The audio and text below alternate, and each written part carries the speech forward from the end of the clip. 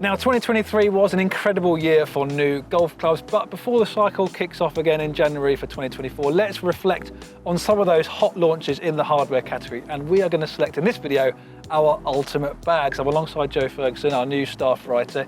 He's tested all the latest gear, like myself, and we're going to pick our favourite clubs from driver all the way down to putter in creating our ultimate bag. It's me versus Joe. Make sure in the comments you let us know which bag you would pick based on the selections that we've made. Without further ado, let's kick off our ultimate bag video, starting with the driver. Right, so we're going to kick this off with driver. Joe, I'm going to throw to you first. Talk us through your selection in this area of the bag, please. Well, I'm not messing around. I'm coming straight out with the big guns, and I've got the Callaway Paradigm Triple Diamond. Whoa. You may well do that because it is super hot on tour. It's got a 450cc, very compact head, futuristic looks, and it's got a really unique feel. It's got a really sort of dull thud, which kind of hides its really aggressive ball speeds, if you ask me, which I like. Love the feeling, loads of people playing it on tour, and I think you're going to find this quite tough to beat. Oh yeah, I think, yeah, this is a relatively niche club in that it's probably for the higher speed players, better players, but in your capability, I think it's going to This is my ultimate very bag. well. Your ultimate bag. I'm going to go slightly different. I'm going to go for the TaylorMade Stealth 2 Plus driver. Now this differs to yours. It has some adjustability on it, so you've got a movable weight here in the front, which I like because you can change the shot shape. For me, being able to negate my hook shot is a good thing. Also, because the weight's at the front, it's pretty low spin, so you get that low spin forgiving combination, which I really like. I think it's surprisingly playable for what is a low spin driver, and I do like the look of it as well as the feel. That red face really stands out for alignment, and the feel is really solid too. Solid, powerful. It's got a relatively high pitch kind of ting to it, but still feels really stable. So yeah, TaylorMade Stealth 2 for me. I think it's going to suit a broader range of players. Well, I'm very confident with my driver choice, so I'm going to throw over to you and see what you've got in 3-wood. Well, I think it's going to be hard to beat, Joe, to be honest with you. I've gone for the Ping G430 LST model. Now, this was a bit delayed versus the other models in the range, but it was well worth the wait. Similar to your Paradigm Triple Diamond, actually. This is a relatively niche club, quite low spinning for a fairwood, but having tested it, I thought it was surprisingly playable for what is, you know, a pretty low spinning club. I think it looks fantastic, pretty compact, it's got that carbon effect on the crown, sits a little bit open as well, which better players will like. But with that tungsten weight here on the sole, it launches the ball surprisingly high.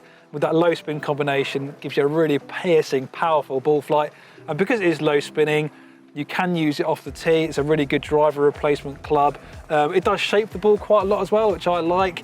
And it's adjustable for loft as well, so it's pretty versatile. Lots of different situations. You can tune it to hit a distance gap you want to if you're using it off the deck. So for me, it ticks almost all the boxes. I think you're going to be hard to beat it, to be honest, Joe. What have you gone for? Well, I've gone a little bit off piece, so I've not gone with one of the traditional big boys in the metalwood market. I've gone with the Mizuno STG. It's a little bit of a nostalgic choice for me. I'm quite new to the team, and this is one of the first reviews I did, and it was a really good start. So I just think from an aesthetic point of view, I don't know if I've ever looked down on a better 3-wood. It's so clean, it's got a really nice compact head, but a really deep face. And it's very low spinning. I still get a nice high launch, but a low spin. It makes it really potent, as much off the tee as it does off the fairways. It's super versatile, and I just can't get enough of the looks. It's super clean. They've done a great job here. Very good choice. Right, next up we're talking hybrids. Joe, talk us through the selection you made in this part of the bag, please. Well, I'm sort of exercising my rights as a newbie to bend the rules a bit, and I've got a couple of choices really in this area, because this is a tricky area of the bag to fill between the irons and the woods. So with an honourable mention is not in the bag today, but it's one I've tested. It's the Strixon ZX Mark II utility iron. I like, and I've tested it in 2-iron, and I really like having a longer iron in the bag. Really suits my game and helps me on tighter holes off the tee. Of the clubs of that particular ilk, that's comfortably my favourite. Love the look, love the feel, and give me a really good strong flight. But that said, for the ultimate bag that I've got here, I am going for the all new Callaway Apex UW. I just love the combination of, it's as you know, I think you've discussed this before, I think you tested the previous model. Blend between fairway woods and hybrids, gives you kind of the launch characteristics of a hybrid, but takes away some of that left bias that you can sometimes see in a hybrid. And for me, this has been a really important club that fills in a nice gap in my bag. So yeah, tough to beat, I think. Very good choice. For me, in the hybrid category, I've gone for the Cobra King Tech. This is the latest version. I mean, there's so much I love about this club. The looks are fantastic. kind of matte finish on the crown, clean, classic shape. That kind of carbon effect looks amazing, so it looks really premium. But you've got oodles of adjustability on this club, Joe. Oodles? Yeah, you don't hear that word very often, but it's applicable here because you've got movable weights on the sole, so you can have them split for a bit more forgiveness. You can kind of move them around for draw or fade bias. You've also got adjustability for loft in the hosel, which isn't that commonplace among hybrids. Yours is a fixed hole, worth pointing out. But with this particular club, in its standard loft, it goes like an absolute rocket. In fact, for most golfers, especially high spring speed players, it might even go too far. And that's why being able to tweak the loft, especially adding a bit, would give you probably more playable distance in that area of the bag. And the added benefit of that is you get a bit more height and stopping power when you're hitting into greens. So a really versatile club, powerful, playable, just absolutely fantastic. And definitely, I think, one of the standout choices in the hybrid category. It's a lovely choice, it's just not as good as mine. We'll see. Right, so that's hybrids done. So what have you got for me in irons to compete with? Right, Joe, I've gone for the Titleist T150. It's obviously a relatively new iron to the market, and this iron launch came at the perfect time for me. I was struggling with my iron play, had a relatively kind of chunky head in there, looking for a bit more forgiveness. I wasn't pleased with the looks, but what Titleist have done here is they've created a player's feeling club, but one that's slimmed down a lot. So you get forgiveness, with the tungsten weighting, but you get that compact look that, I'm a 3 handicapper. I want something relatively small behind the ball. This has it all. The thing I really love about these irons is the kind of heavy hit you get at impact. It's a really dense sensation impact, close to what you would get from a muscle back, to be honest with you. So it kind of ticks all those boxes. You get stability, you get good height, you get a good feel, but you also get a nice compact look as well. So I've gone for the Titleist T150. How about yourself?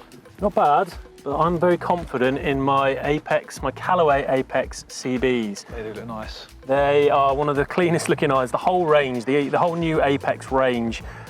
Tested them all, loved the cohesion from the MB to the CB that I've selected all the way through to the Pro. From the back in the bag, I think they've done a really good job of blending the model. So if you want to combo anything, you don't get that kind of sticking out like a sore thumb iron where you can see the transitions. They've done a really good job there. But the CB in particular for me, down behind the ball, I love the really soft lines. The toe is very rounded, whereas the MB will suit some people who prefer a more angular look. The CB to my eye is just absolutely perfect. You get all the benefits of the workability of the CB and a slightly different feel, if I'm honest. It's equally as soft, but there's just a little bit more liveliness to it that I really, really liked. And when you're just missing the middle fraction, you just a little bit more insurance, and quite frankly, the look is what does it for me. I just think they're some of the best looking irons I've seen in years.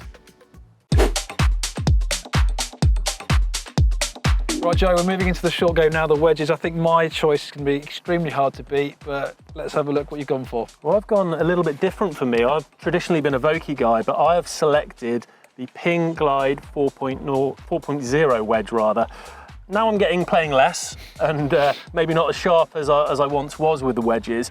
I really like just seeing a little bit more. There's a little bit more surface area. The head's fractionally larger than with the Vokeys. There's a little bit of a thicker top line, which gives me the feeling I've got a little bit more meat behind strike. And on some of those fuller shots, I think we spend a lot of time with wedges thinking about grinds and thinking about the versatility around the greens, but I think we forget sometimes a lot of the scoring off these clubs comes from your fuller shots and your pitch shots into the green. So having just a little bit more mass behind the ball for me at the moment feels really comfortable, and that's what these do. But it doesn't look cumbersome, it's still really sleek, and they feel fantastic. So I'm really pleased with this choice. Very good choice, Joe. It's hard to argue with that, but my choice in the wedge category is the Cleveland RTX 6. Now, this is a wedge that I think has a lot of technology packed into it, arguably more than most, especially for what is, a muscle back style wedge designed for the slightly better play. You see a lot of these out on tour.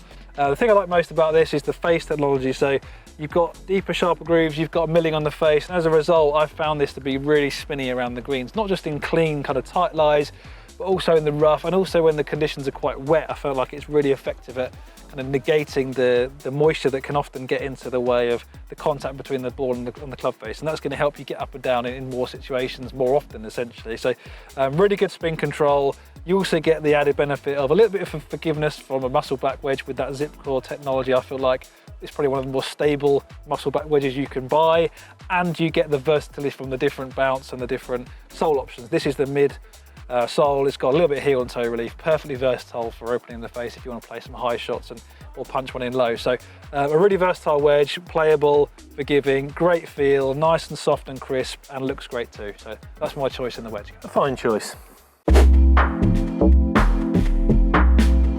Right, well, putters, and I am super confident in this area. I've got a real classic for you, so I think I'd like to have a look at yours before I counter it with the winning putter. I've seen your choice, and it's a good choice, but this is kind of, my choice is a bit of a rival to your choice. Okay. This is the TaylorMade TP Reserve, so it's basically TaylorMade's answer to Scotty Cameron.